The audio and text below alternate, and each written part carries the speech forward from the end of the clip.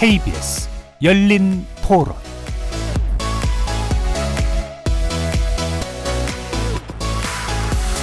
안녕하십니까. KBS 열린 토론 정준희입니다. 난방비가 제일 심하고 식당에 가서 식사할 때 너무 많이 올라가죠. 그동안 이제 부동산이나 주식이 호황이었기 때문에 그 여파로 이제 M2가 많이 늘어난 거 아니에요? 전체 통화량이 내리막길에 가는 지금 고통인데 그게 뭐 있는 사람들한테는 큰 고통이 아닐지 모르지만 저소득층한테는 심각할 거고 심리적으로 더 많이 위축되겠죠. 저희 월급이랑 이런 거 오른 거 대비 외식할 때도 많이 느껴요. 왜냐면 김밥값에서 되게 많이 느껴요.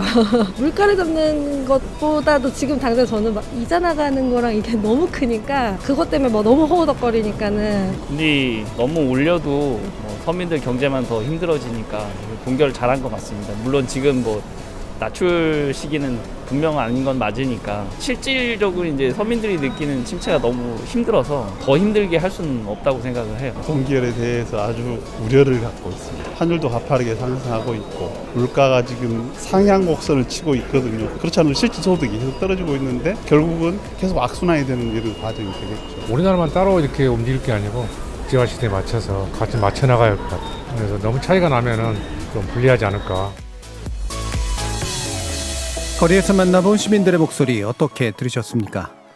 지난 23일 한국은행이 현행 3.50% 기준금리를 동결키로 하면서 약 1년 반 동안 이어진 금리 인상 기조가 일단은 멈췄습니다. 대출금리 인하 등을 기대하는 분들은 많을 테지만 이창용 한국은행 총재는 이번 돈결이 숨고르기일 뿐 금리 인상 기조의 종결로 받아들이지는 말아달라 당부했는데요. 미국 긴축 속도나 강도, 환율 그리고 물가 상황에 따라서 언제라도 추가 인상이 가능한 상황이기 때문입니다. 잠시 후 세 분의 경제 전문가와 함께 기준금리 동결 배경과 향후의 영향 짚어보면서 바람직한 금융정책 방향 살펴보는 시간 갖도록 하겠습니다. KBS 열린 토론 지금부터 출발합니다. 살아있습니다. 토론이 살아있습니다. 살아있는 토론 KBS 열린 토론. 토론은 라디오가 진짜입니다. 진짜 토론. KBS 열린 토론. 오늘 토론 함께해 주실 세 분의 전문가 소개해드리겠습니다. 먼저 박종훈 KBS 기자 나오셨습니다. 네, 안녕하세요. 자, 조영무 LG경영연구원 연구위원 자리하셨습니다. 네, 안녕하십니까. 차영주 YG경제연구소 소장 함께하셨습니다. 예, 안녕하십니까. 자, 이번에 3.5% 수준의 기준금리가 이제 한국은행에서 일단은 동결이 됐는데 이번 결정에 대한 짧은 평가를 먼저 한번 들어보고 시작할까요? 박종훈 기자님.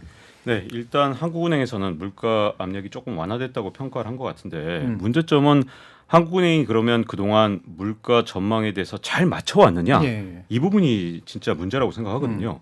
근데 우리가 당장 이제 물가가 급등해서 정말 큰 곤란을 겪었던 2022년 상황을 보면요.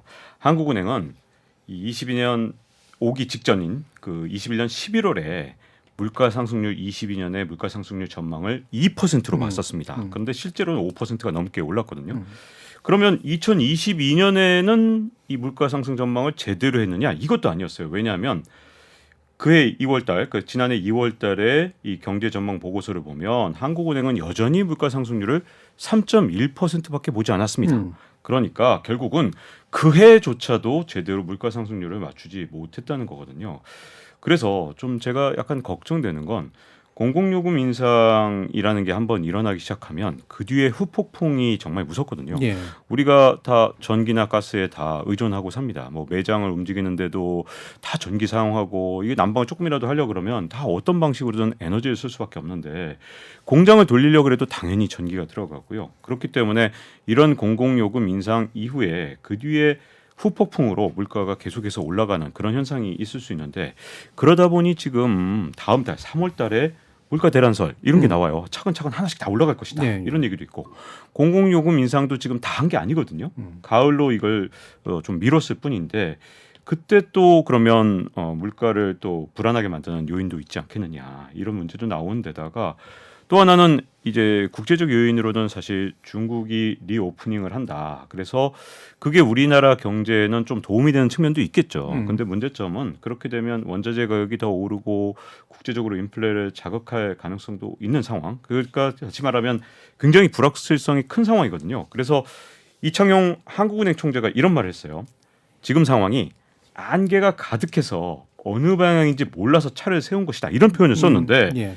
자, 이 안개가 자욱할 때 운전해 보셨죠? 예. 저는 사실 뭐 안개가 자욱할 때 심지어 우박이 이제 막 내리칠 때 이럴 때 운전을 좀 해봤었는데 그때 쫙 고속도로에서 흐름이 있는데 그때 갑자기 브레이크를 밟아버려요. 예. 그렇게 되면 뒤에 오는 차에 추돌 사고가 일어날 가능성이 굉장히 커집니다. 사실 이렇게 안개가 짙을 때는 브레이크를 밟는 것보다는 교통 흐름에 맞춰서 이 말이 무슨 뜻이냐 하면 국제적인 흐름에 맞춰서 같이 행동하는 게 나을 때도 있거든요.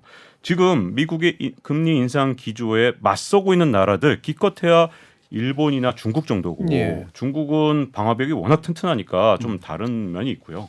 일본 같은 경우는 세계 경제 2, 3위를 왔다 갔다 하던 지금 뭐 3위로 밀렸지만 한때 미국과도 사실 자웅을 겨루면서 세계 경제 1위를 노렸던 그런 나라입니다. 그리고 엔화는 여전히 국제통화고요.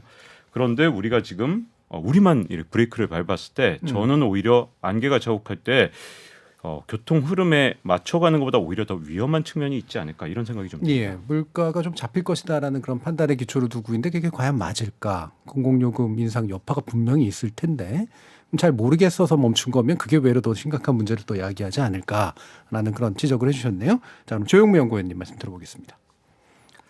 전반적으로 평가를 해본다라면 이번에는 금리를 인상해도 이상하지 않은 상황이었다라고 보고 있습니다. 예. 물론 주식시장과 같은 금융시장에서는 금융시장 특히 자산 가격에 도움이 되기 때문에 금리를 동결할 것이라고 하는 전망이 많았지만 저는 그것은 전망에 희망이 섞여진 이야기였다라고 판단을 하고 있고요. 우리나라뿐만이 아니라 글로벌하게도 금융시장이 올해 연초에 중앙은행들보다 앞서갔다가 지금 조정받는 양상이 나타나고 있기 때문이죠. 그런 면에서 보면 한국은행의 이야기를 좀 저희가 잘 볼 필요가 있다고 생각을 합니다. 이번에는 금리를 동결하면서 1년에 4번 있는 한국은행의 경제 전망이 동시에 발표가 되었는데요. 그 내용을 보면 올해 당초 보았던 것보다 경제 성장률 전망치는 낮추고 동시에 물가 상승률 전망치도 낮췄습니다. 예. 그러한 상황에서 금리를 동결했다라고 한다면 사실은 앞으로 경제가 안 좋아질 것 같기 때문에 경제 성장률 전망치를 낮추었고 경기 침체에 대한 우려 때문에 금리를 올리지 못했다라고 하는 것이 일반적인 해석일 겁니다. 근데 그러한 상황에서 한국은행의 이번 금리 결정 회의 이후에 있었던 기자회견 등에서 경기 침체에 대한 우려 때문에 금리를 동결한 것이 아니라 앞으로 특히 3월 이후에 발표될 물가 상승률 수치가 떨어지거나 안정될 것이라고 하는 전망을 지금 가지고 있기 때문에 금리를 동결했다라고 이야기를 하고 있습니다. 예. 경제가 안 좋은 것은 지금 경제 지표로 나타나고 있지만 물가 상승률은 최근에 도리어 상승세로 돌아섰고요. 실제 경제 지표로 확인되지 않은 물가 안정에 대한 전망을 토대로 해서 한마디로 금리를 동결했다는 이야기입니다.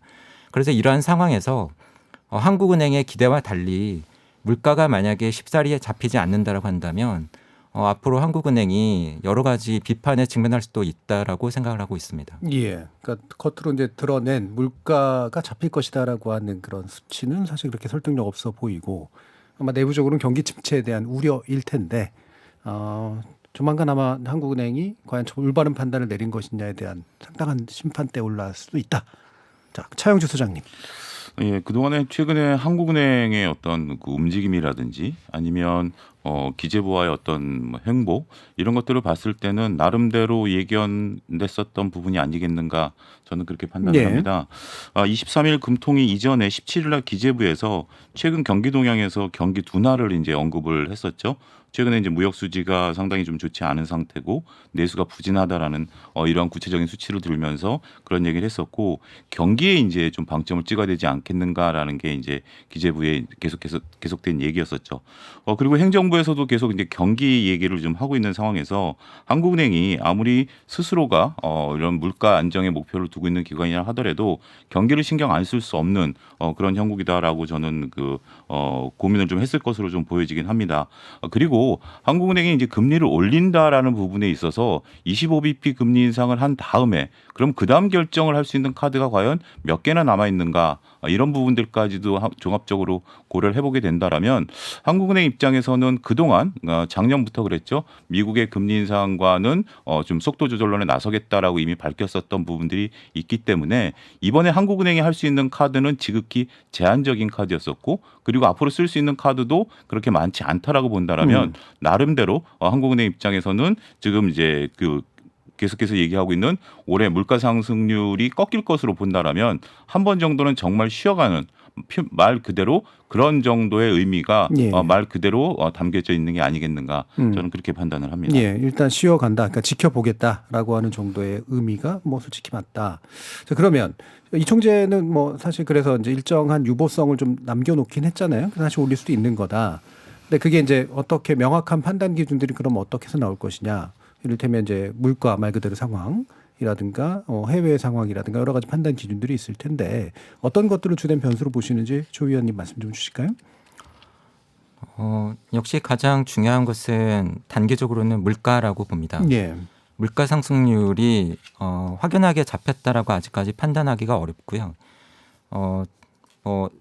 지난해부터 저희 뷰를 말씀을 드릴 때 물가 상승률이 지난해 가을쯤에 정점을 형성을 하겠지만 그 이후에 많은 분들이 기대하시는 것처럼 물가가 빠르게 안정될 것 같지 않다. 물가 상승률이 빠르게 떨어질 것 같지 않다라는 말씀을 아마 이 방송에서도 드렸던 것 같고 예. 박종훈 기자님 유튜브에서도 제가 말씀을 드렸던 기억이 있는데 예. 사실 그러한 전망이 맞지 않기를 바랬지만 그러한 흐름으로 가고 있다고 보고 있고요. 그러한 현상은 비단 우리나라만의 현상이 아니고 미국을 포함한 글로벌한 흐름이라고 지금도 역시 보고 있고요. 예.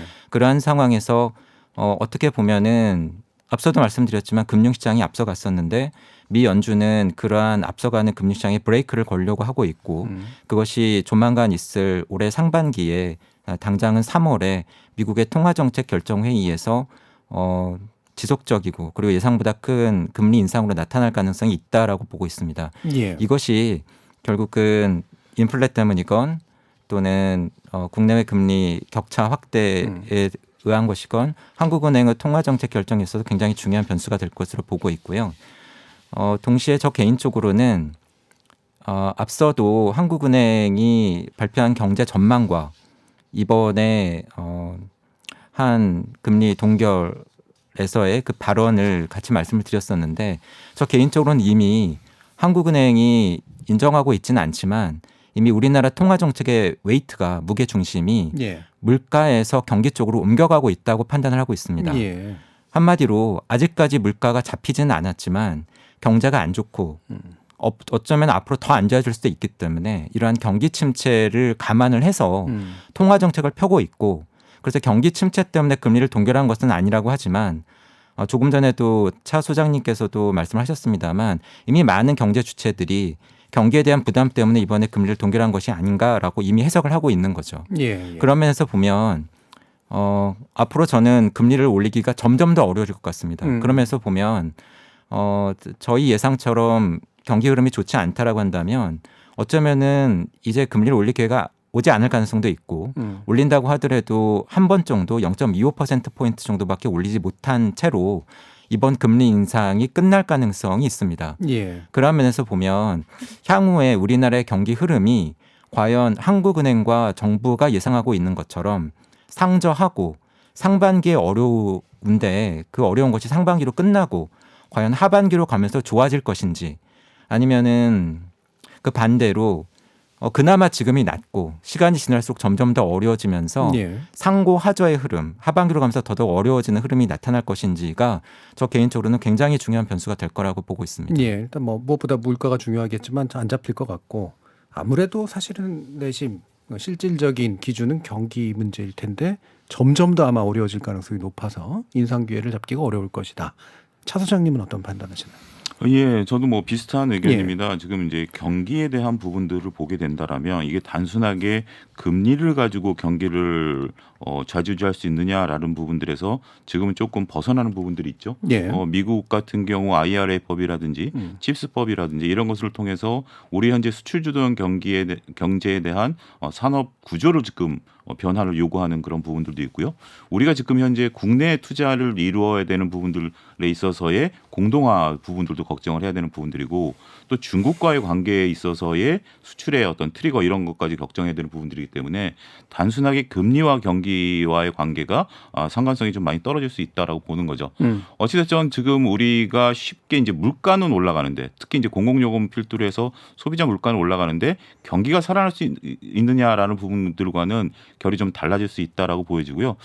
금리를 올릴 수 있는 부분들은 뭐 앞서도 언급드렸다시피 룸 자체가 그렇게 작긴 합니다만 문제는 이제 올리지 못하는 부분에 있어서 그러면 우리가 많은 자산시장에서 바라보는 내리는 부분들까지 생각할 수 있느냐라는 부분에 있어서는 그게 오히려 더 멀어질 수 있다. 그러니까 금리를 올려서 물가를 잡는 것도 하나의 방법이지만 금리를 올리지 않고 그냥 높아진 상태에서 오래 끌고 가는 거. 이것도 물가를 잡을 수 있는 방법이기 때문에 그러한 방식으로 금리 부분에 있어서는 현재 수준보다 조금 높아질 수도 있지만 지금 수준에 머문다 하더라도 쉽게 그렇다고 해서 역설적으로 쉽게 내려오지는 않을 것이다. 저는 그렇게 바라보고 있습니다. 예, 박 기자님. 사실 이창용 한국은행 총재가 이 금통위 마치고 나서 기자회견 했을 때 이 필요한 경우에 금리를 올릴 수 있다 이렇게 말을 했지만 저는 사실 조영무 연구위원님이 조금 조심스럽게 말씀하셨지만 좀 더 강하게 말씀드리면 네. 사실은 실물 경제가 하반기에 나빠질 확률이 훨씬 더 크다고 봅니다. 그 이유는 뭐냐면 미국에서 금리를 올린 다음에 실물 경제에 영향을 미치는데 보통 6개월에서 한 12개월 정도 보거든요. 근데 금리를 아직 다 올린 게 아니잖아요. 네. 이 여파가 앞으로 올 하반기라든가 내년 상반기까지도 영향을 미치면서 실물 경제를 더욱 위축시킬 수 있다고 보거든요. 자, 그렇게 되면 여기서부터 저는 문제가 된다고 봅니다. 금리 인상 기조가 끝난 게 아니다라고 말을 했지만 사실은 경제가 지금보다 더 훨씬 악화되면 실물 경기를 보면 이제 금리를 올리기가 더 힘들어지거든요. 그렇죠. 그래서 사실 이번에 올려놓고 나중에 대비를 한 게 아니기 때문에 이번에 실기란 상태에서 만약에 하반기에 진짜 훨씬 더 어려운 실물 경기를 맞이하면 금리를 올리기는 굉장히 어려운데 여기서부터 돌발 변수들이 나타날 수 있거든요. 뭐냐면 첫 번째는 미국이 물가를 잡는데 의외로 훨씬 더 고전을 하는 겁니다. 원래 한번 기대 인플레이션이 형성됐을 때 물가를 잡는 게 언제나 어려웠다는 건 이미 역사에서 증명이 되거든요.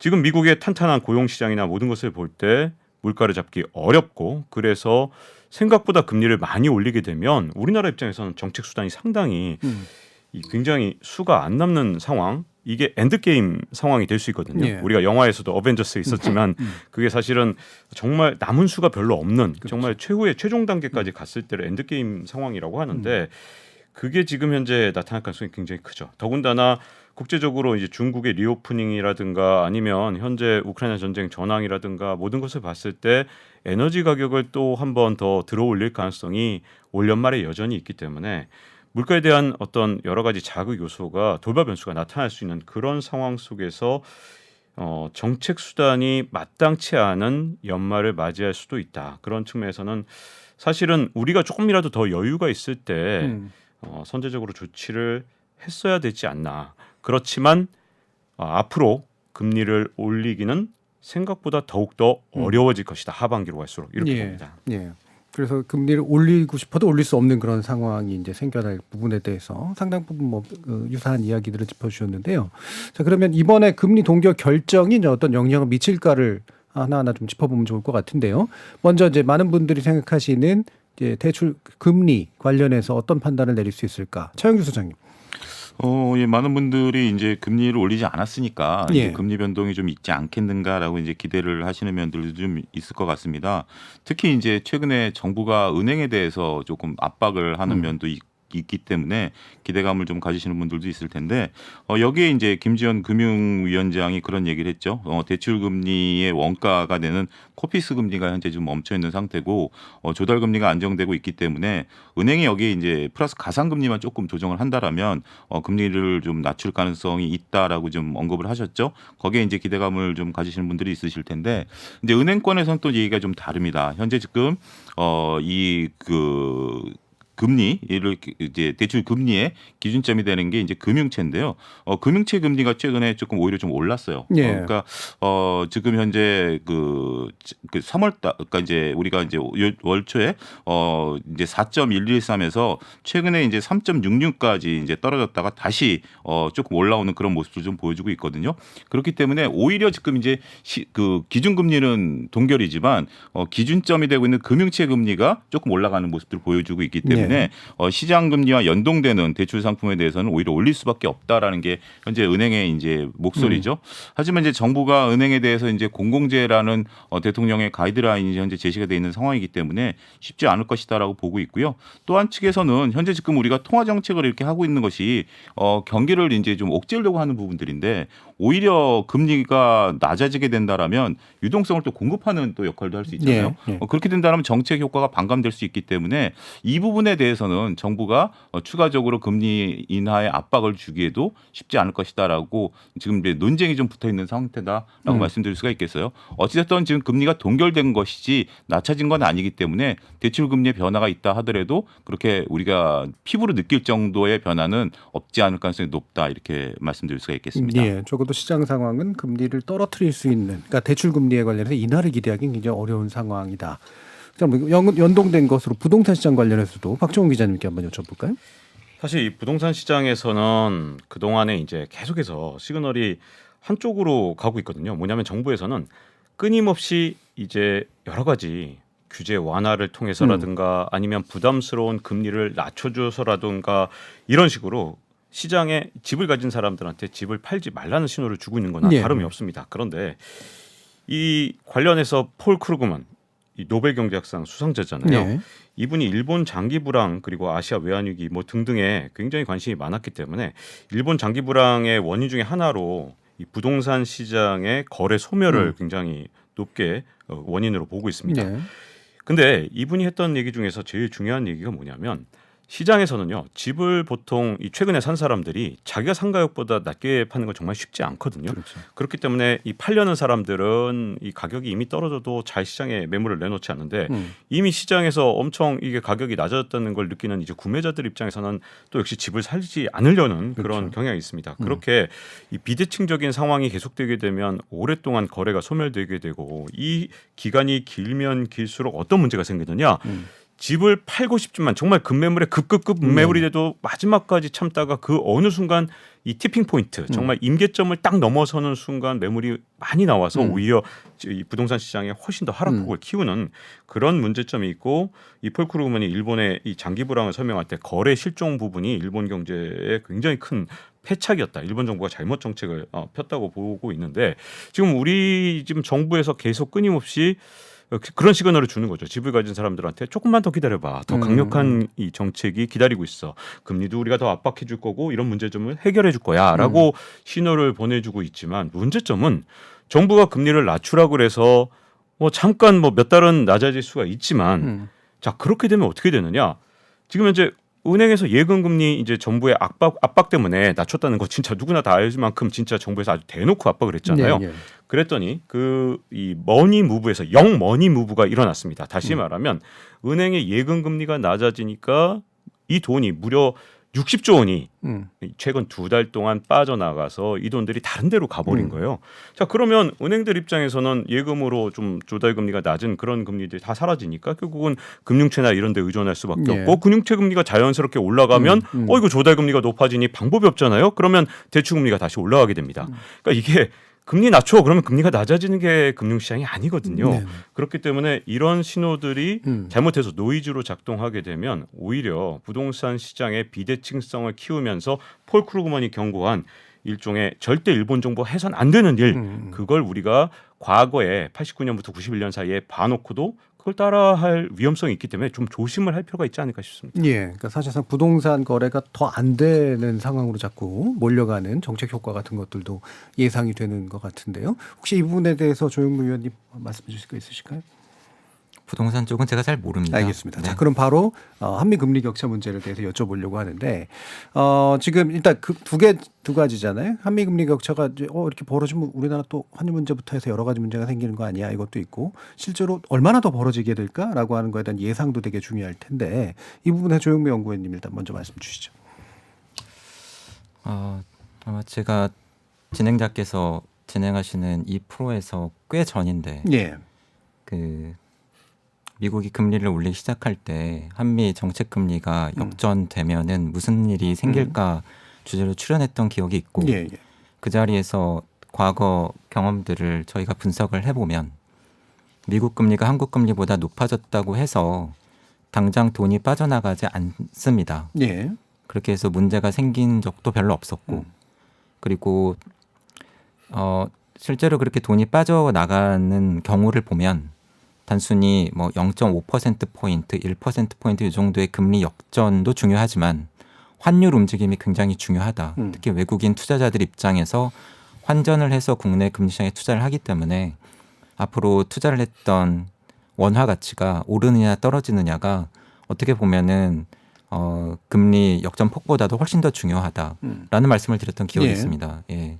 그래서 사실은 지난해 한미 정책 금리가 역전될 때 많은 분들께서 우려를 하셨지만 저희는 그렇게 별로 걱정하지 않습니다. 외국인 자본이 빠져나갈 걸로 보지 않습니다라고 말씀을 드렸었는데 지금 시점에서 물어보시면 지금은 조금 다른 것 같습니다. 예. 그러니까 앞서 말씀드렸던 것처럼 그냥 약간의 금리 역전 그리고 환율 요인 이런 것들이 중요하지만 지금 상황은 3월에 미국이 제가 보기에는 금리 인상을 하겠죠. 근데 상대적으로 0.25%포인트 인상할 가능성이 더 높지만 0.5%포인트 인상할 가능성도 꽤 됩니다. 네. 한 3분의 1 정도인 것 같고요. 만약에 미국이 그렇게 이번에 금리를 올리고 그 금리 인상이 끝이 아니고 지금 금융시장에서 예상하는 것처럼 미국의 정책 금리가 5.5%까지 높아진다.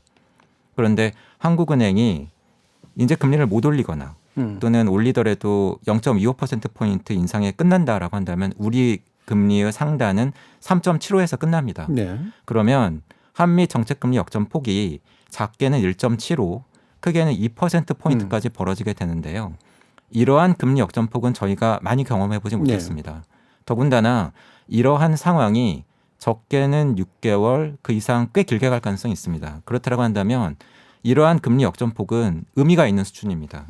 특히 최근 들어서 이러한 상황을 이미 반영한 것일 수도 있는데 원화 가치가 좀 오르는 듯 하다가 최근에 많이 빠지면서 원달러 환율이 다시 급등하고 있고 1,300원을 넘어섰고 원화 가치가 앞으로 더 빠질 수도 있다라고 하는 예상이 지금 외환시장에서 형성이 되고 있기 때문에 개인적으로는 지난해보다도 지금 더 신경을 써야 된다고 봅니다.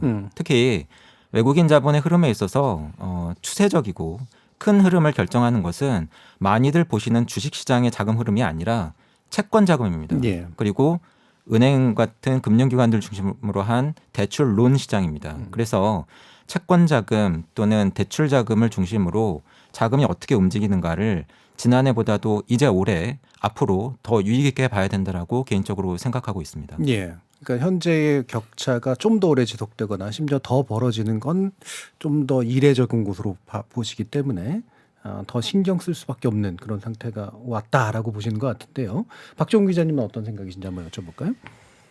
지금까지 이제 한미 금리가 역전됐던 적은 꽤 있어요. 근데 네. 그때 돈이 빠져나가지 않았다는 이유 때문에 지금 이번에도 괜찮다라고 본다면 전 제가 보기엔 굉장히 아니한 시각인 것 같거든요.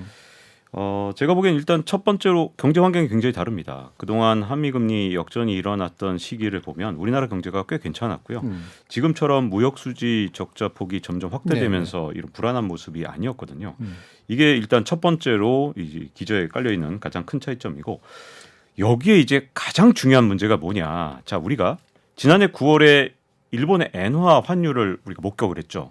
그때 아주 충격적으로 엔저 현상이 나타나면서 1달러에 150엔을 돌파하는, 즉 엔화 가치가 그 어느 때보다 하락하는 현상이 나타났는데 그때 왜 엔화 가치가 그렇게 떨어졌었냐?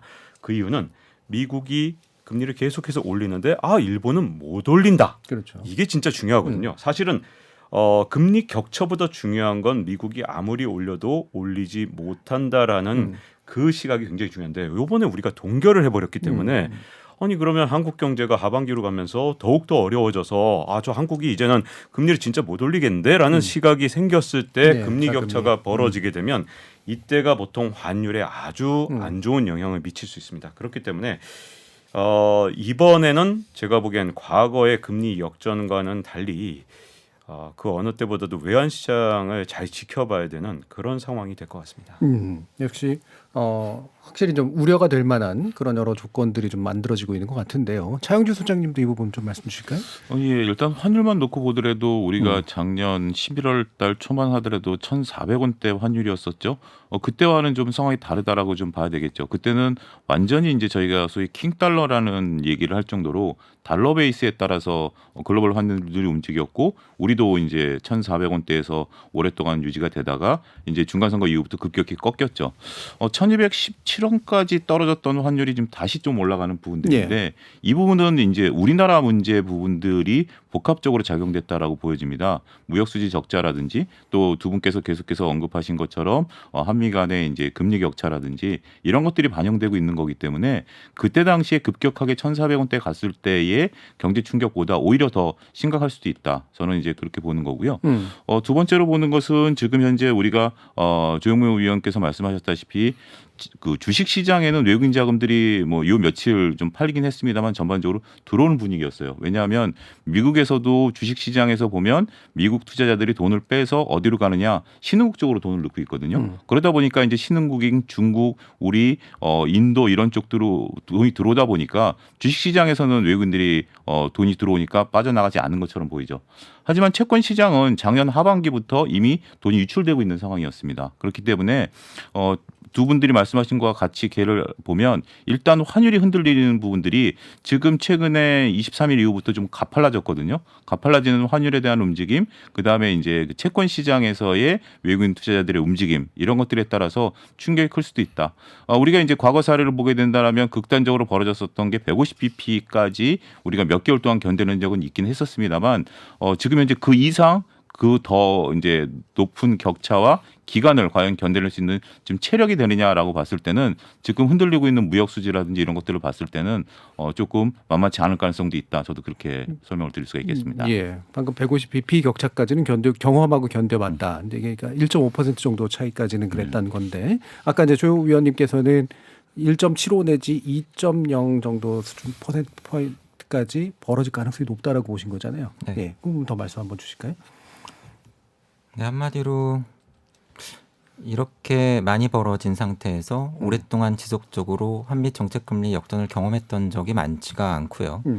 그리고 앞서 한미 정책금리가 역전되었을 때 돈이 빠져나가지 않았다고 말씀을 드렸지만 그것은 사실은 그 시기의 초기 상황이고 사실은 시간이 지나면서 후기로 가면은 역시 돈이 빠져나갔었습니다. 예. 그런 면에서 뭐 지금은 조금 더 저희가 신경을 써야 되는 상황이고 특히 매크로 상황을 놓고 보면 미국과 우리나라를 비교를 해보면 미국은 버티고 있다. 경기 침체에 빠질 가능성이 높고 저희도 빠질 걸로 보고 있지만 아직까지는 가계에 많이 쌓여있는 초과 저축액이라던가 괜찮은 고용시장 이런 것들을 바탕으로 해서 미국은 버티고 있는데 저희는 수출은 지난해부터 안 좋은 게 어떻게 보면 지속되고 있고 예. 내수 회복세는 사실은 지난해 4분기부터 이미 안 좋다라고 하는 것이 데이터로 나타나고 있고 그러한 상황에서 경제 성장률을 떠받쳐줄 만한 부분이 마땅치 않은데 앞으로도 상황이 그렇게 낙관하기 어렵다.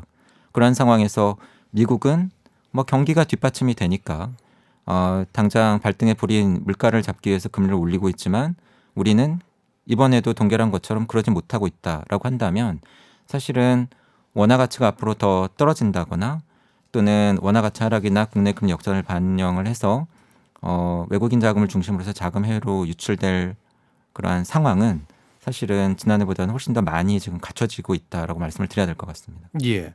그러면 다른 두 분도 혹시 이제 미국과의 격차가 어느 정도까지 벌어질 것 같으신지 한번 예상을 한번 좀 들어볼까요, 박 기자님? 네, 일단 저는 뭐 당장 이제 3월 같은 경우에 이제 FOMC를 연다 하더라도 이게 금리를 아주 빠르게 올리기는 좀 쉽지 않은 측면이 좀 있습니다. 그래서 아마도 이제 월가에서 예상도 지금 올린다 하더라도 0.25% 포인트 정도 아니겠냐 쪽에 조금 더 무게가 있거든요. 이제 그 이유가 뭐냐면 이 속도를 빠르게 올렸더니 문제가 뭐냐. 바로 지난해 9월 같은 경우에 영국의 국채 대란이 한번 있었고 그다음에 10월 같은 경우는 이 엔화 환율이 정말 엄청나게 이제 달러 대비 치솟아 오르면서 즉 엔저 현상이 일어나면서 문제는 일본이 그냥 가만히 있었던 게 아니라 미국의 국채를 투매한 적이 있었어요. 네. 그 과정에서 미국 국채 시장도 한번 출렁거린 적이 있었기 때문에 제가 보기에는 속도를 빨리 가져갔을 때 잘못하면 동맹국들 또는 뭐 미국 국채 시장과 연관이 있는 일본 같은 이런 어떤 동맹을 넘어서서 사실 미국한테도 영향을 좀 줄 수 있는 이런 나라들이 영향을 받고 하면 분명히 문제가 되기 때문에 한 번에 속도를 빨리 가져가는 건 분명히 어렵다는 걸 미국도 알고 있습니다. 그러면 이제 물가를 잡을 방법은 둘 중에 하나거든요. 원래 빠른 속도로 올릴수록 이게 가성비가 좋아집니다. 왜냐하면 시장에 충격을 주니까 그만큼 금리를 적게 올리고도 이 물가를 잡을 수 있는데 문제는 이게 금융시장의 혼란까지 야기한다면 그렇게 할 수가 없겠죠. 예. 그렇기 때문에 저는 상단을 점점 더 높이 봐야 된다고 보고요. 이 제임스 블라드 세인트루이스 연은 총재가 5.5%까지 간다고 했을 때, 야 이게 정말 말이 되냐라는 얘기가 있었는데 요즘에 이 월가의 일부 이코노미스트들이 최근에 상단을 6%에서 6.5%로 예. 0.5%나 더 포인트나 더 올려놨습니다. 그러다 보니까 제가 보기에는 이 금리 격차가 우리가 지금 예단하기가 참 힘들어졌어요. 이게 뭐 대충 지금 보니까 뭐 한 1.5% 포인트에서 멈춘다든가 뭐 2%에서 멈춘다든가 이렇게 지금 내다보는 것 자체가 제가 보기엔 워낙 돌발 변수가 많은 상황이기 때문에 좋지 않은 분석인 것 같습니다. 열어놓고 앞으로 가능성을 좀 봐야 되는 그만큼 불확실성이 커진 상황이라고 보여집니다. 예, 쉽게 올리지는 못하겠으나 상단이 굉장히 더 높아질 여러 가지 이유들은 존재하니까 뭐 심할 경우에 한 3% 포인트 이상 또 벌어질 수도 있는 요인도 아예 없진 않다. 차영주 소장님은 어떤 견해신가요? 일단은 저는 이렇게 생각을 해봐야 될 것 같습니다. 미국이 과연 어디까지 금리를 올릴 수 있을 것인가에 대한 예측을 먼저 해야 될 것이라고 예. 보여지는데 우리가 이제 작년의 상황들을 보게 된다라면 작년 이제 미국이 FOMC를 했을 당시에 2023년도의 금리 목표치가 3.5였습니다. 그러다가 이제 9월달에 금리 목표치가 4.5로 바뀌었고 그 다음에 이제 12월달에 이제 FOMC를 하면서 금리 목표치를 터미널 금리 5.2 정도로 이제 제시를 했죠. 그런 상태였었는데 그때 당시 작년에 이제 이렇게 금리 목표치가 낮았었을 때 우리가 75bp나 50bp 금리 인상을 할 때 시장에 충격을 줬었었는데 지금 와가지고는 미국이 이제 금리를 어디까지 올릴 것인가에 대한 시각들이 시장과 연준이 거의 이제 눈이 맞았다라고 지금 보는 시각들이 많거든요. 뭐냐면 5.5가 넘어갔을 때 과연 미국이 지금 현재 막대한 부채들도 있고 그런 상태에서 경기가 견뎌낼 수 있겠냐라는 거죠. 그렇기 때문에 과거처럼 일부 이제 그 경제 쪽이나 뭐 월가 쪽에서 올려야 된다라고 얘기했던 것들에 대한 반응이 그렇게 좀 크지 않다라고 보는 겁니다. 과거에는 금리를 급격히 올려야 된다라는 신호가 나올 때마다 주식시장이 큰 폭으로 이제 변동성이 컸었거든요. 근데 지금은 이제 그런 것들이 오히려 변동성들이 잦아들었다라고 말씀드릴 수가 있겠죠. 그러니까 결국 연준이 올릴 수 있는 한도가 한 5.5 정도까지는 시장을 바라보고 있고 그렇다면 지금 연준이 할 수 있는 카드는 몇 개 안 남았다. 이것은 시장에 충분히 읽어낼 수 있는 거다. 3월 달에 50bp를 하게 되면 그러면 다음에는 한 번밖에 더 못 하는 거고 그렇다 만약에 3월 달에 25bp를 하게 되면 2번 정도는 더 할 수 있다.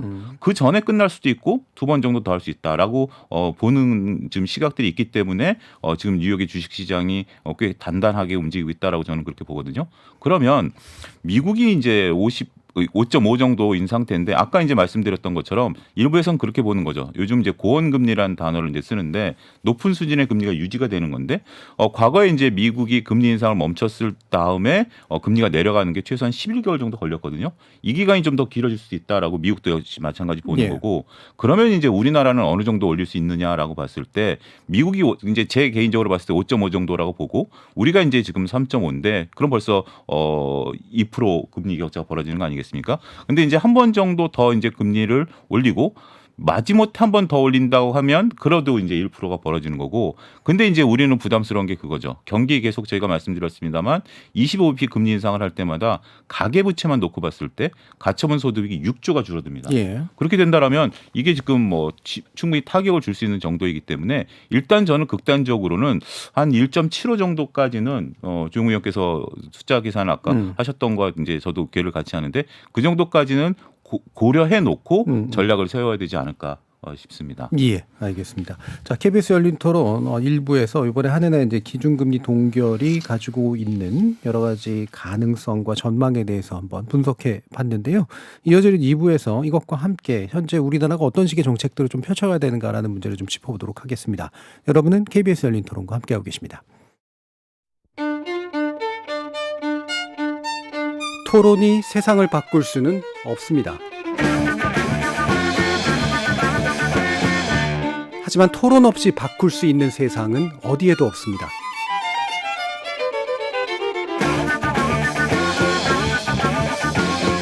세상의 선한 변화를 갈망하는 당신. 정답이 아니라 질문의 힘을 믿는 당신. 우리 KBS 열린 토론에서 만납시다.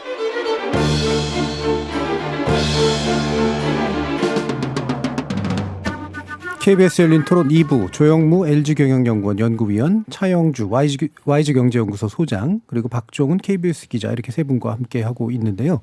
1부에서 원래 얘기하던 것 중에서 보면 이번에 환율 대란이 다시 한번 재현될 가능성이 여러모로 좀 있어 보인다라는 평가를 해주셨기 때문에 여기에 대해서 이제 우리 정책 당국이 할 수 있는 일이 있는가, 예전에 좀 개입하는 모습들을 보였는데 여기에 대한 평가도 하면서 이게 실제로 가능한 수단들을 쓸 수 있는가, 박정훈 기자님께 한번 말씀 들어볼까요?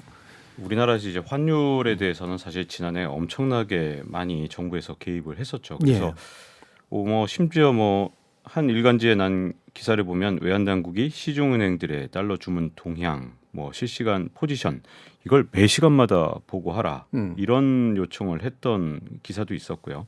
그 당시에 이제 외환보유고도 굉장히 많이 썼습니다. 그리고 더 강력한 효과를 줬던 것으로 보여지는 건 이 국민연금 등 이 주요 연기금까지 사실은 이 환율 안정에 동원을 했거든요. 네. 그래서 사실 국민연금이라는 것은 우리 국민들의 노후하고 연관되어 있는데 여기에다가 선물한 매도를 통해서 이 환율 안정에 나서라고 요청을 했고요. 뭐 실제로 뭐 연기금들이 그 동원이 되기도 하고 아니기도 하고 좀 이제 다 연기금마다 조금 다르긴 하지만 저는 이 많은 노력들이 어쨌든 효과를 내서 환율 안정에 큰 도움이 됐습니다. 물론 운이 좋게도 달러 인덱스도 당시에 같이 내려갔지만 근데 문제점은 그때 달러 인덱스 내려가는 달러화 가치가 글로벌하게 내려가는 것보다도 우리 원화 환율이 더 빠른 속도로 안정이 됐거든요. 이게 정부의 개입이 아주 큰 영향을 미쳤다고 보는데 저는 기본적으로 이 정부가 이 스무딩 오퍼레이션이라고 해서 미세 조정하는 것까지는 환율 시장이 급변했을 때 당연하다고 보는데 이게 아예 방향을 바뀌었을 때는 오히려 부작용이 굉장히 커진다고 보거든요.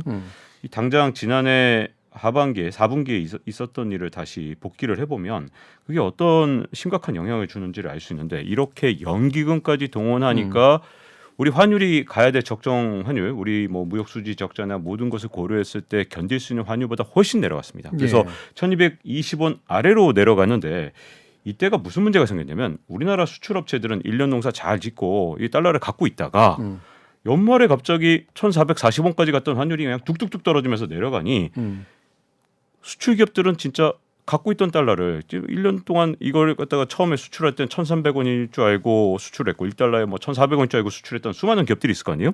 근데 정작 환전은 얼마였느냐? 견디다가 연말에 그리고 또 보통 설날 이전에 자금 수요가 진짜 많습니다. 그래서 기업들이 갖고 있던 달러를 이때는 어쩔 수 없이 환전을 해야 되거든요.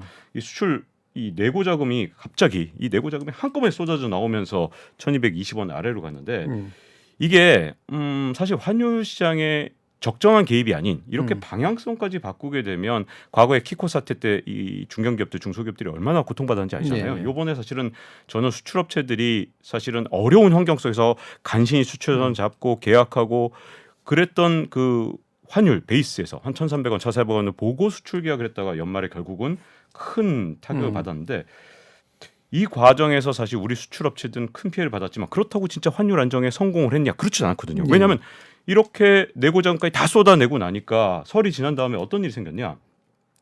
이번 2월 달에 전 세계 통화 신흥국 23곳 중에서 우리 원화 가치가 23곳 중에서 6.32%가 급락을 해서 러시아 다음으로 두 번째로 급락을 했습니다.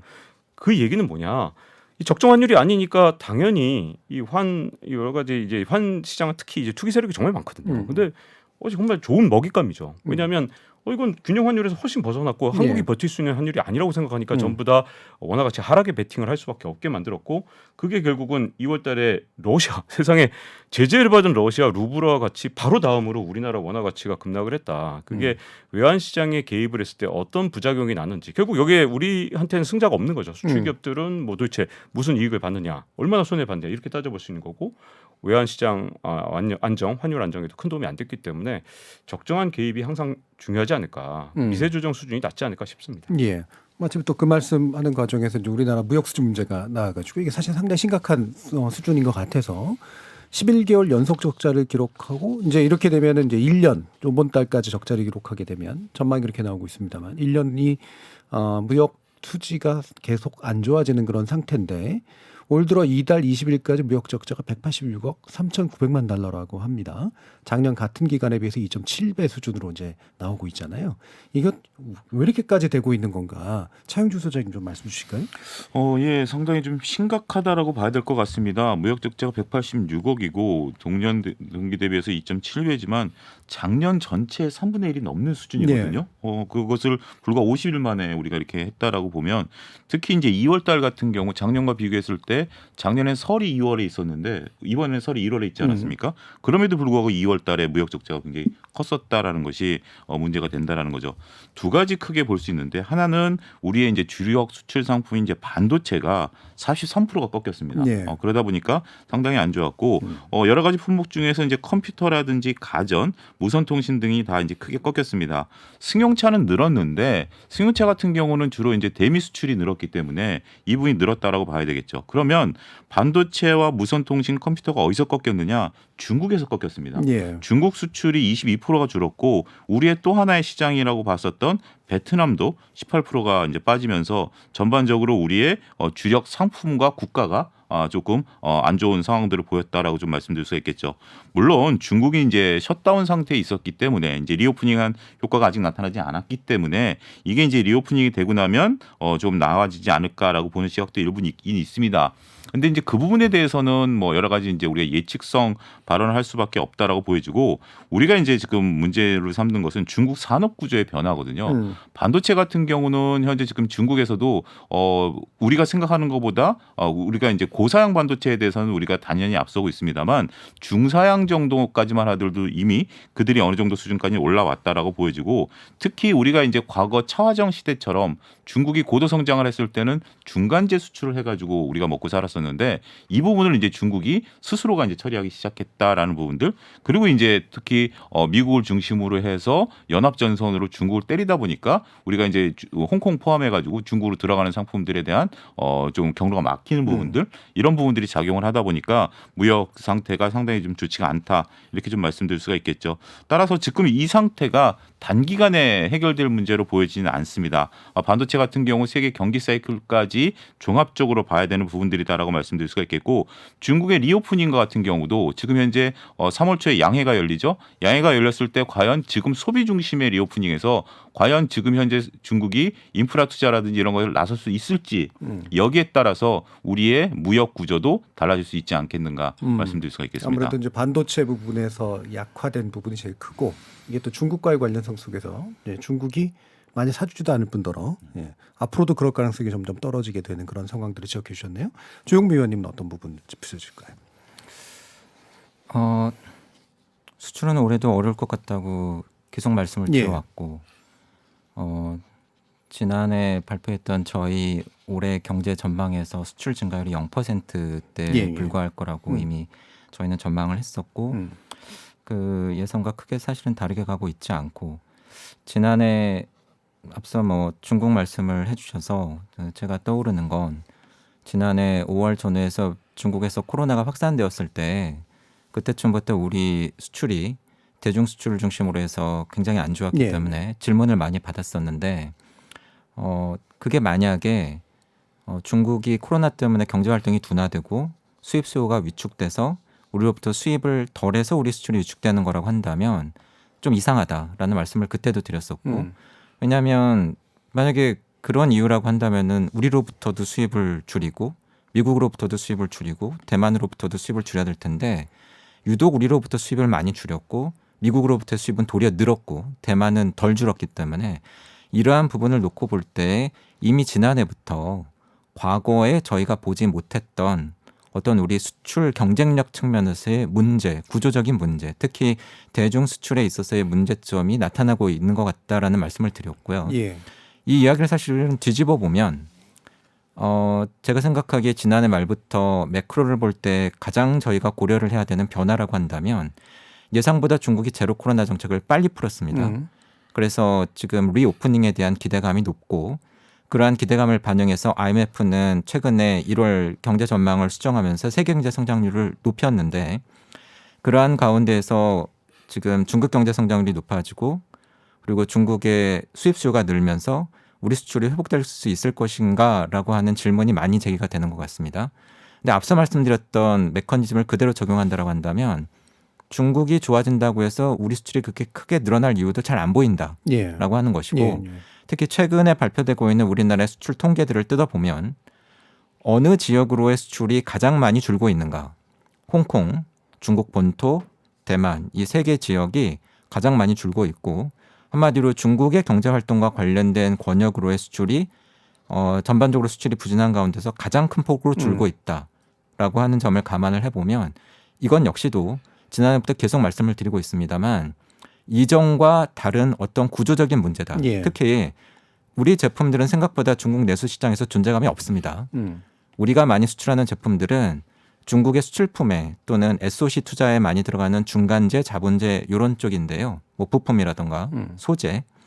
그런데 그러한 쪽에서 중국이 국산화율을 높였건 내지는 자국 제품의 경쟁력을 높여서 이제 한국 제품을 굳이 수입해서 사용할 거면 뭐 수입해서 쓸 필요성이 줄어든 것이건 간에 예. 예전과 다른 어떤 구조적인 변화가 분명히 나타나고 있다라고 하는 부분에 저희가 좀 관심을 기울여야 되고 그래서 저희 전망은 중국이 리오프닝을 하더라도 그것이 우리 수출에 긍정적으로 작용하는 효과가 과거보다 크지 않을 가능성이 있고 우리 경제 성장을 높이는 효과가 기대만큼 크지 않을 가능성이 있다고 보고 있습니다. 예. 그러니까 주로 이제 중국과의 연관성 속에서 시기도 중요하지만 이제 구조적으로 이제 지금 뭔가가 상당히 변하고 있기 때문에 생기는 문제를 짚어주고 있어서 공통적으로 박종훈 기자님도 마찬가지 견해이시죠. 여쭤보면서 정부가 영업사원 역할을 한다는데 이게 과연 가능한 일일까도 한번 말씀 주시죠.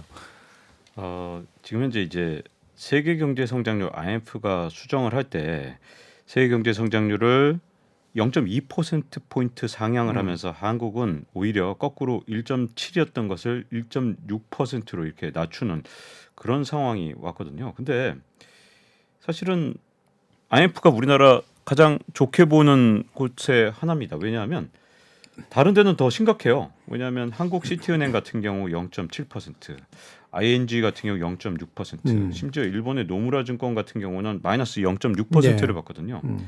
사실 이제 국제기구 같은 곳들은 보수적으로 전망을 할 수밖에 없습니다. 그래서 새로운 변수들을 적극적으로 수용하지 않고 사실 기존의 이제 변수들에 의해서 그냥 전망을 하기 때문에 이렇게 과감하게 바꾸지 못해서 그렇지 아마도 IMF에서 나올 때 점점 더 낮아질 가능성이 높습니다. 근데 좀 이상하지 않습니까? 왜냐하면 세계적으로는 다 지금 경제 성장률이 올라간다는데 상향을 조정했어요. 네. 그게 중국의 리오프닝 때문이라고 말해놓고 문제점은 이 리오프닝이 가장 우리한테 유리해야 되잖아요. 왜냐하면 우리나라가 중국 경제에 얼마나 영향을 많이 받습니까? 수출의 3분의 1을 중국에 하고 있는 우리나라에서 지금 이게 왜 바뀌었냐? 사실은 중국의 이제 내부적인 원인이 이제 이미 조영무 연구위원님이 말씀을 해주시지만 이제 제가 조금 더 첨언을 하자 그러면 중국이란 나라가 그동안 경제 성장을 할 때 투자 위주로 해왔습니다. 근데 이 투자를 뭘 통해서 했느냐? 보통 이제 지방 정부나 이런 데서 엄청난 보조금을 제공하고 했거든요. 근데 지방 정부 예산이 어디서 나왔냐? 이게 되게 중요해요. 전체 지방정부 예산의 한 40에서 50%가 전부 다 토지 판매 대금에서 나왔습니다. 예. 우리하고는 물론 달라서 토지를 진짜 파는 건 아니고 70년 사용권이죠. 그렇죠. 장기. 최대한 70년 사용권 이렇게 장기 일종의 사용권을 주는데 이게 지난해 부동산 시장이 완전히 얼어붙다 보니까 지방정부 예산의 거의 40% 가까이가 지금 비었죠. 예. 근데 제로 코로나 한다 그러면서 어떤 일이 있었냐면 제가 이제 베이징 특파원 이제 KBS 베이징 특파원하고 통화를 하는데 거기는 후배가 너무 힘들다는 거예요. 중국 생활이. 왜냐하면 아침에 PCR 검사를 하고 오후에 한 번 더 PCR 검사를 하고 그래서 하루에 2번 하다 보니까 너무 힘들다 이런 얘기를 하는데 이게 다 어디 돈으로 나왔냐? 지방정부 돈으로 나온 거거든요. 한마디로 세수는 반토막이 났는데 지출은 그동안 사람들 다 가둬놓고 먹을 거 먹이고 그다음에 PCR 검사하고 하는 동안에 얼마나 많은 돈을 썼겠습니까? 그러다 보니 이게 지방정부든 하여튼 지금 중앙정부든 제 아무리 중국이 아무리 통제된 경제를 하더라도 이렇게까지 세수가 빈 상황에서 또 재정 적자가 지금까지 쌓이는 상태에서 투자를 통해서 앞으로 성장을 이끌어 나갈 수 있겠느냐 정말 쉽지 않거든요. 그래서 제로 코로나로 리오프닝이 일어난다 하더라도 이 과정에서 저는 투자가 과거처럼 일어날 수 없기 때문에 조윤무 연구위원님 말씀대로 우리가 주로 이 투자를 통한 중간재나 이런 걸 수출하던 우리나라 같은 입장에서 정말 쉽지 않게 된 거고 또 하나는 우리가 이제 확실하게 중국이 아닌 서방, 미국의 쪽에 서 있다는 걸 분명히 보여줬기 때문에 중국이 엄청난 속도로 우리 중간재만은 더 빠른 속도로 이 전환을 하고 있는 상황이거든요. 그래서 국산화 속도가 다른 것보다도 한국에서 사오던 중간재를 더 빠른 속도로 합니다. 왜냐하면 이 공급 라인이 언제 부족할지 모르니까요. 자, 그러면 저는 사실은 영업사원 되게 중요하죠 지금. 왜냐하면 우리나라 수출이 지금 이렇게 급감하는 상황에서 진짜 큰일 났거든요. 근데 안타깝게도 이게 중국에 대한 중화권 이쪽에 대한 수출만 줄어든 게 아니고 아세안에 대한 수출도 엄청나게 줄어들었습니다. 자, 우리가 뭐 포스트 차이나 뭐 한때 탈중국 해갖고 정말 논란이 많이 됐었죠. 자, 이런 탈중국을 선언적으로 하는 게 진짜 중요한 게 아니라 두 가지죠. 하나는 그 전까지 중국 시장을 최대한 우리가 가져갈 수 있도록 노력을 해야 되고 동시에 그러면 새 시장을 도대체 어디선가 개척을 해야 되잖아요. 근데 문제점은 우리나라가 최근 한 2, 3년 동안 아세안 지역에 대한 투자가 엄청나게 줄었습니다. 왜 그러냐? 미국의 투자만 집중하다 보니까 뭐 투자 여러 개 있으면 전부 다 미국에 투자하고 아세안 쪽에 투자가 급감을 했거든요. 자, 그러면 정말 포스트 차이나 탈중국 이 선언만 하고 도대체 어떻게 할 것이냐 이런 문제가 있는데 이런 현재의 상황을 극복하려면 어쨌든 최대한 중국 시장을 유지한 상태에서 아세안이라든가 인도 시장으로 빠른 속도로 진출해야 되거든요. 근데 지금 최근의 상황만 보면 굉장히 어려운 상황이다. 새 시장 개척 없이 과거 시장과의 결별을 하는 이런 상황이기 때문에 약간 좀 그 상황, 이 중간 단계를 잘 넘겨야 될 것 같습니다. 예. 자, 그러면 이게 이제 크게 우리 그 한국은행 독립적인 조직인 한국은행 역할과 그다음에 또 정부의 역할, 정책적인 관점에서 이거를 좀 나눠서 볼 필요는 좀 있을 것 같은데요. 두 가지가 맞물려 돌아가면 제일 좋긴 하겠지만 일단 오늘 주된 주제였었던 한국은행은 어떤 방식으로 좀 이 상황에 판단을 내리고 어떤 정책적 결정을 내리는 게 좋을까에 대해서 먼저 한번 의견을 좀 들어볼까요? 차영주 소장님. 예, 참 쉽지 않은 질문이고요. 쉽지 않은 대답이 될 것 같아요. 왜냐하면 지금 현재 그 한국은행이 할 수 있는 것은 금리 역할 조절이잖아요. 그렇죠. 금리 조절이기 때문에 금리 조절할 수 있는 지금 여력이 그렇게 크지 않다라고 본다라면 경기에 방점을 찍던 물가에 방점을 찍던 본인의 자세인 이제 물가에 한다 하더라도 경기를 또 전혀 생각 안 할 수도 없는 거고 특히 이제 그 정부가 지금 경기 쪽에 드라이브를 걸려고 하는 입장에서 한국은행이 발을 또 맞춰주는 게 어떻게 보면 거기에 또 힘을 실어주는 부분들도 될 수 있는 부분들이기 때문에 현재 지금 이창용 총재께서도 물가보다는 경기 쪽에 신경을 쓰고 있는 것으로 보여지고 있기 때문에 거기에 이제 발을 맞출 것으로 우리도 받아들여야 되지 않을까 그렇게 말씀을 드릴 수가 있겠습니다. 어렵지만 어쨌든 경기에 좀 방점을 두는 수밖에는 없을 것 같다. 어떻습니까, 조 위원님? 저는 한국은행의 통화 정책이 앞으로 점점 더 어려워질 것 같습니다. 물가가 안 잡힌 상태에서 경기가 그다지 안 좋아지거나 더 어려워질 가능성이 있기 때문에 근데 그렇다고 해서 지금 금리를 많이 올리자니 경기가 부담스럽고 금리를 낮추자니 물가가 안 잡히고 있는 어쩌면 딜레마 상황으로 지금 가고 있다라고 보고요. 그러면서 앞으로 운신의 폭이 굉장히 좁을 것 같습니다. 금리를 올리더라도 많이 못 올릴 것 같고 어쩌면 못 올린 상태에서 쭉 갈 수도 있을 것 같고 결국은 앞서도 말씀드렸습니다만 원하든 원치 않든 간에 한국은행의 통화 정책의 무게 중심은 물가에서 경기 쪽으로 옮겨갈 수밖에 없을 걸로 네. 보고 있고요. 지난해 저희가 발표한 경제 전망 보고서에서 그러지 않았으면 좋겠다라고 말씀을 드렸습니다만 저희는 다른 전망 기관들과 달리 올해 우리나라의 경기 흐름을 상고하죠. 그나마 상반기가 그나마. 괜찮고 하반기로 갈수록 더 어려워지지 않을까 걱정을 했는데 사실은 그렇게 가고 있는 것 같고요. 그렇다고 한다면은 한국은행의 통화 정책은 결국은 경기 쪽에 무게 중심으로 옮겨갈 수밖에 없는데 물가는 저는 요즘에 질문을 받으면 할 수 있는 건 다 해야 된다. 뭐 가령 지난해 많은 논란이 되었었던 뭐 유류 보조세 낮춰서 뭐 효과가 뭐 50원, 100원밖에 안 된다.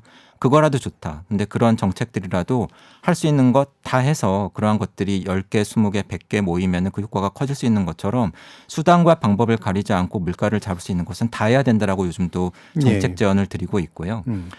그러한 노력들을 병행해 가면서 결국은 어려운 가운데서 통화정책과 재정정책의 길을 찾아 나갈 수밖에 없다라고 생각을 합니다. 예, 한국은행이 통화 정책의 방식으로 뭔가를 할 수 있는 여지가 점점 줄어들고 있다.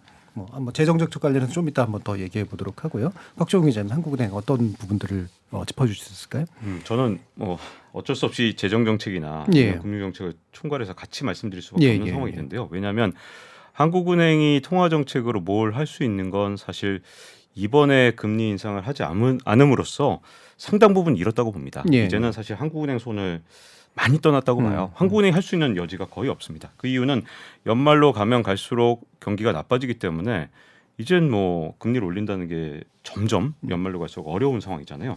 자, 이런 상황에서 그러면 이제 금융당국 전체 그리고 제가 보기에는 뭐 기획재정부라든가 정부, 대한민국 정부 전체가 같이 함께 노력을 해야 되는 게 통화 정책을 제대로 쓸 수 없는 상황에서 물가를 잡으려면 이제 미시적인 정책들이 굉장히 중요할 것 같고요. 예. 방법이 이제 그밖에 없으니까요. 근데 사실은 이게 사실 몸통은 그대로 놔둔 상태에서 조금 이제 미시 조정한다는 건 한계가 있을 수밖에 없기 때문에 그 부분이 약간 걱정은 되고요.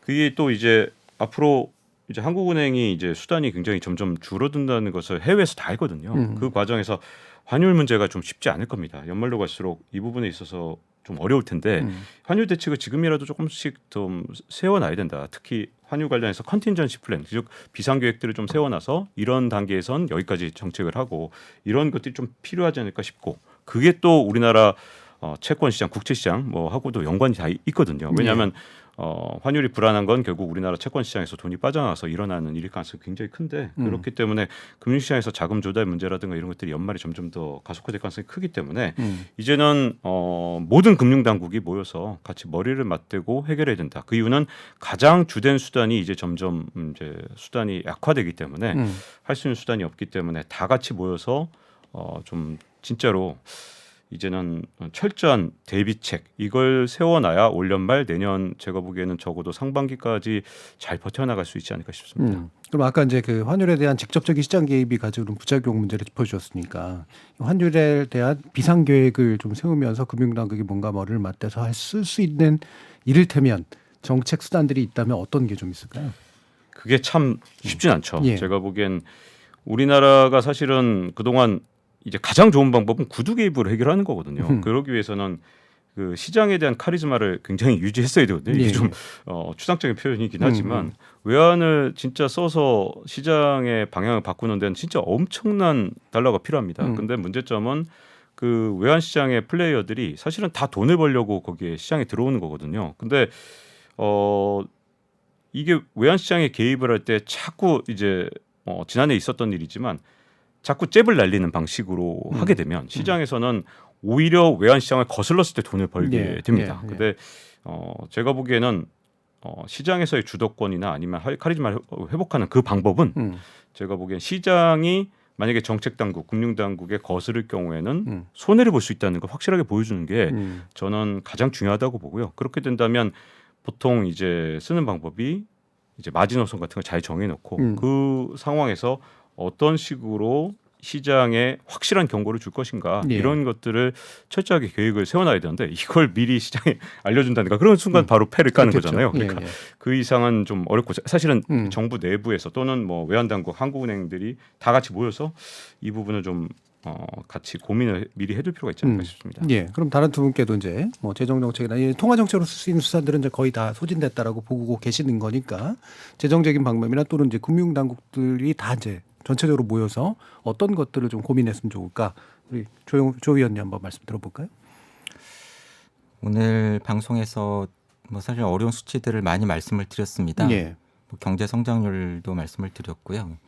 근데 저는 이러한 수치들을 그냥 남의 동네 이야기로 안 보셨으면 좋겠습니다. 예. 그 이유는 사실 그렇죠. 이 방송 들으시는 많은 일반인 분들, 자영업 하시는 분들, 우리나라 경제 성장률이 뭐 1.7%면 어떻고 1.4%면 어떻겠습니까?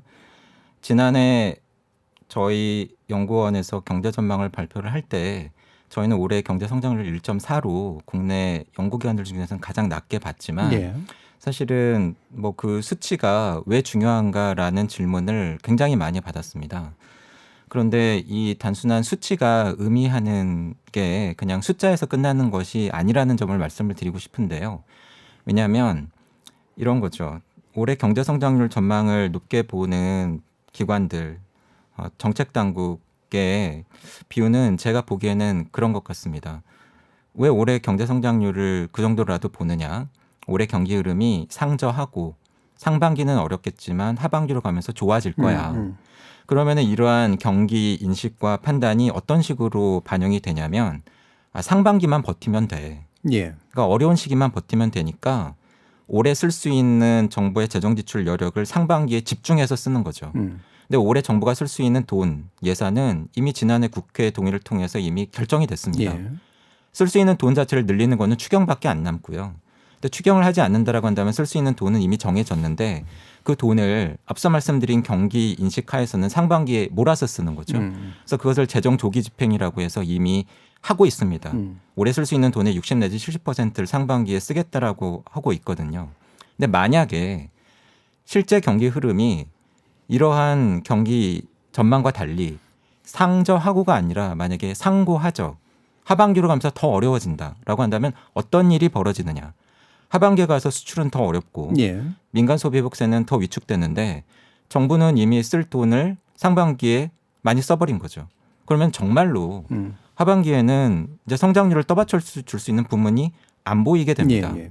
그래서 그냥 오늘 저희가 하는 이야기를 뭐 그냥 경제 성장률 전망 수치 내지는 먼 거시경제 통계의 이야기가 아니라 이렇게 경기 흐름을 어떻게 보는가에 따라서 정부가 돈을 쓰는 게 달라지고 정말 꼭 필요한 시기에 돈을 쓰느냐, 정말로 필요한 시기에 쓸 돈이 부족해지느냐, 부족하기 때문에 국가 부채가 늘어나는 것을 무릅쓰고서라도 또다시 추경을 하거나 국가 빚을 늘려야 되는 상황이 예. 오게 되지 않을까? 이러한 맥락에서 저희가 잘 지켜보고 관심을 가질 필요가 있고 특히 전망을 하는 기관들은 전망을 해야지 저는 희망을 이야기해서는 안 된다라고 계속 말씀을 드리고 있는데 그냥 있는 데이터를 객관적으로 해석하고 가감 없이 분석을 해서 전망을 하려는 노력이 필요한 때다라고 말씀을 드리고 싶습니다. 예. 냉정하게 흐름을 보면서 결국은 최종적인 수단이 그나마라도 좀 남아있는 어떤 조절들을 좀 해나가야 될 것 같다.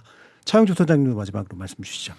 우리가 1%대 성장에 대한 의미를 좀 강력하게 말씀드리면 여기 지금 네 분이 계시지만 네 분이 태어난 이후에 처음 겪는 예. 그렇기 때문에 사실상 그렇기 때문에 우리가 1%대 성장한다라는 게 얼마만큼 저성장인지에 대한 인식들이 필요할 것이고요. 그러면 정책 당국이 할 수 있는 것은 이러한 상황에서 과연 그분들이 우리나라의 경제 그리고 우리 국민들이 그들과 같이 어떻게 이것을 극복해낼 것인가에 대한 어떤 가이드라인이라든지 방향성 제시가 지금까지는 저는 없다라고 보여져요. 그냥 뒷수습이라든지 미국에 따라가는 형태를 보인다라든지 심지어 공공요금만 하더라도 일단 지금 뭐 물가가 올라가니까 수년시킨 것이지 공공물가 계속 올리겠다라는 것에 대해서는 또 얘기를 하고 있잖아요. 그런 부분들이기 때문에 이게 과연 나라 살림을 꾸려가는 데 있어서의 거시적인 그리고 1년 단위, 6개월 단위 미시적인 어떤 계획들을 가지고 선도하에 나아가야 되는 그런 부분들이 좀 많이 아쉽다. 저는 그렇게 말씀드릴 수가 있겠고 심지어 이제 주식시장 입장에서 본다라면 정부 정책들이 항상 후속으로 따라붙는 느낌이 붙어요. 뭐 일종의 관심이 있었던 쪽들에 후속으로 따라붙지 선도하는 것은 없기 때문에 그런 부분들이 개선되지 않는 이상은 우리가 이 상황을 쉽게 극복하기는 어려울 수도 있다. 이렇게 좀 말씀드릴 수 있겠습니다. 예, 이렇게 세 분과 함께 오늘 열린 토론은 우리나라 지금 경제가 마주하고 있는 아주 난감한 상황들에 대해서 이야기 나눠봤는데요. 오늘 함께해 주신 차용주 YG경제연구소 소장, 박종훈 KBS 기자, 조영무 LG경영연구원 연구위원 세 분 모두 수고하셨습니다. 감사합니다.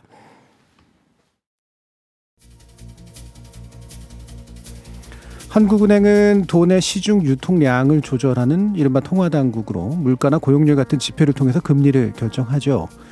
세입과 세출을 관장해서 돈을 쏟아붓거나 많은 기재부와 같은 재정당국이나 돈의 흐름을 구체적으로 관리하는 금융위원회 등의 금융당국과도 그 역할이 다른데요. 이들의 기능을 나누고 제각각 독립성을 부여한 이유에 따라서 제대로 된 의사결정이 통합적으로 이루어짐으로써 우리 경제가 이 난국을 헤쳐갈 길을 조금이라도 찾아가기를 진심으로 바라봅니다. 참여해주신 시민 논객 여러분 감사합니다. 지금까지 KBS 열린 토론 정준이었습니다.